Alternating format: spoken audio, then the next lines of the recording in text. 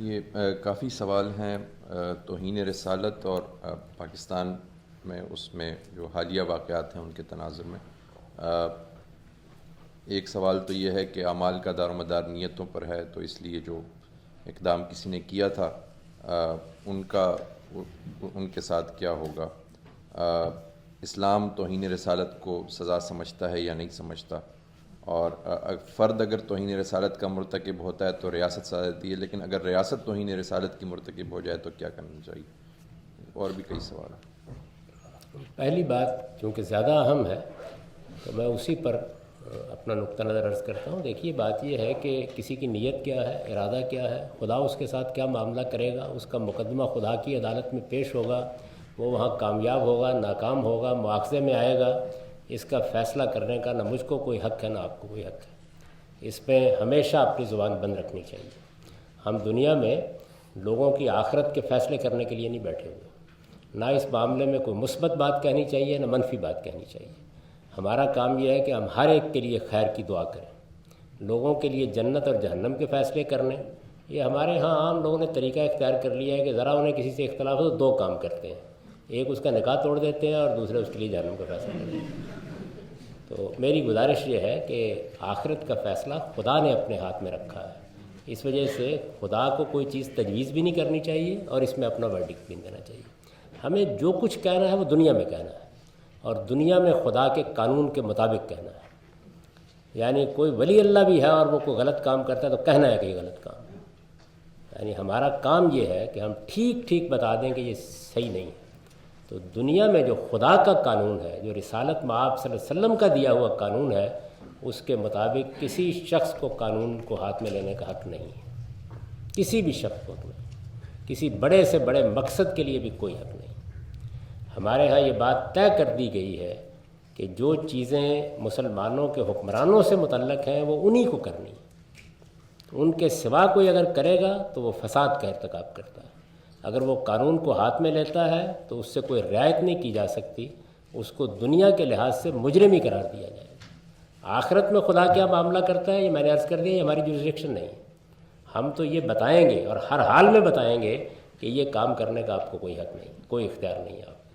تو یہ اصول کی بات ہے، یہ پہلے میں نے عرض کر دی۔ اس کے بعد جو اگلا سوال آپ نے کیا ہے، تو دیکھیے قرآن مجید، رسالت مآب صلی اللہ علیہ وسلم کی احادیث اور مسلمانوں کی فقہ، ہمارے ملک میں جو قانون بنایا گیا تینوں کے خلاف، یہ بالکل بیس لیس قانون ہے۔ نہ قرآن میں اس کی کوئی بنیاد ہے، نہ حدیث میں اس کی کوئی بنیاد ہے۔ مسلمانوں کا سب سے جلیل القدر فقیہ امام ابو حنیفہ کوئی تصور بھی نہیں کرتا یہ جو کچھ کیا گیا ہے اس کا۔ اور یہ جس وقت میں نے آج سے کئی برس پہلے اس پہ توجہ دلائی تھی کہ یہ قانون اس طرح کا قانون ہے جو آپ نے بنایا ہے جو تمام ماخذ کے خلاف ہے، تو اس وقت تو خیر ہمارے ہاں عام طریقہ جذباتی ہنگامہ کرنے کا ہے، اب کم و بیش سب نے مان لیا ہے۔ ابھی یہ دیکھیے حال میں ہمارے پاکستان کے ایک جلیل القدر عالم، نام اس لیے لے رہا ہوں کہ ان کی وہ چیز جو ہے وہ بالکل آ گئی ہے سب جگہ پہ، مولانا محمد تقی عثمانی صاحب نے پوری وضاحت سے بیان کر دیا ہے کہ کوئی بنیاد فقہ حنفی میں اس قانون کی نہیں ہے۔ ظاہر ہے وہ تو فقہ ہی کی بات کریں گے، تو یہ نہ قرآن پر مبنی ہے، نہ حدیث پر مبنی ہے، نہ فقہ پر مبنی ہے۔ اس لیے میں تو پہلے دن سے جب یہ بنایا گیا تھا یہ کہہ رہا ہوں کہ یہ رسالت مآب صلی اللہ علیہ وسلم کی شخصیت کے ساتھ سخت بے انصافی ہے کہ آپ کی نسبت سے ایک ایسی بات کہی جائے جو آپ نے کبھی نہیں کی۔ یہ معمولی بات نہیں ہے، یعنی آپ خدا کے بارے میں کوئی ایسی بات کہیں جو اس نے نہیں کہی تو یہ خدا پر جھوٹ باندھنا ہے۔ اسی طرح رسالت مآب صلی اللہ علیہ وسلم کے بارے میں کوئی ایسی بات کہیں تو یہ آپ پر جھوٹ باندھنا ہے۔ اور آپ کو معلوم ہے کہ اللہ تعالیٰ اپنے اوپر جھوٹ باندھنے کو افتراء علی اللہ کہتا ہے اور بڑا جرم قرار دیا ہے اس کو، یہ کبیرہ گناہ ہے۔ ایسے ہی رسالت مآب صلی اللہ علیہ وسلم کی نسبت سے کوئی غلط بات منسوب کی جائے تو آپ نے فرمایا کہ وہ آدمی اپنا ٹھکانہ پھر جہنم میں بنا لے جس نے مجھ پر جھوٹ بولا۔ تو میں آپ کو یہ بتا رہا ہوں اور اس سے کوئی اختلاف کی جسارت نہیں کر سکتا کہ رسالت مآب صلی اللہ علیہ وسلم نے ایسا کوئی قانون نہ بیان کیا کبھی، نہ دیا، نہ قرآن نے ایسی کوئی بات کی۔ قرآن مجید میں رسالت مآب صلی اللہ علیہ وسلم کی سنت میں صرف 5 جرائم ہیں جن کی سزائیں شرعی طور پر مقرر کی گئیں۔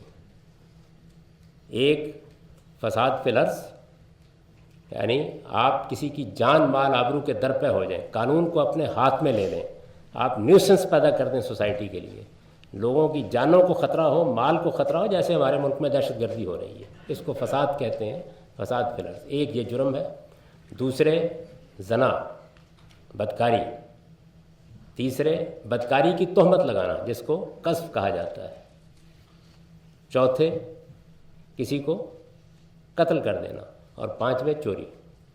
یہ 5 جرائم ہیں جن کی سزائیں مسلمانوں کے لیے، وہ بھی غیر مسلموں کے لیے نہیں ہیں، مسلمانوں کے لیے ان کی سزائیں انتہائی سزائیں اللہ تعالیٰ نے مقرر فرمائی ہیں۔ یعنی وہ کس بات کی سزا ہے؟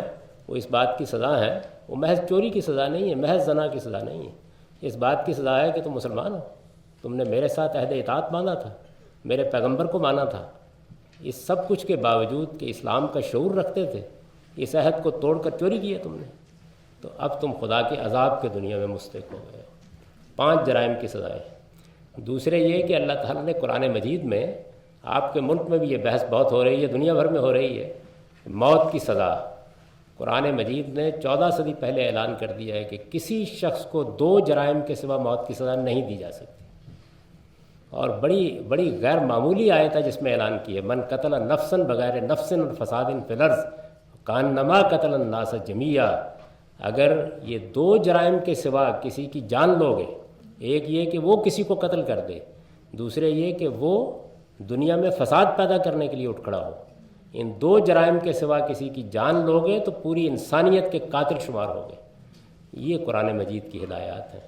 تو اس لیے جو بات نہ قرآن پر مبنی ہے، نہ حدیث پر مبنی ہے، نہ وہ ہماری فقہ پر مبنی ہے، اس پر میں کیا تبصرہ کروں؟ میں صرف دعا کرتا ہوں کہ ہم مسلمانوں کو خدا اپنے دین کو سمجھنے کی توفیق عطا فرمائے، اور دین کو جذبات کی نظر کرنے کے بجائے علم کی روشنی میں سمجھنے کی توفیق عطا فرمائے۔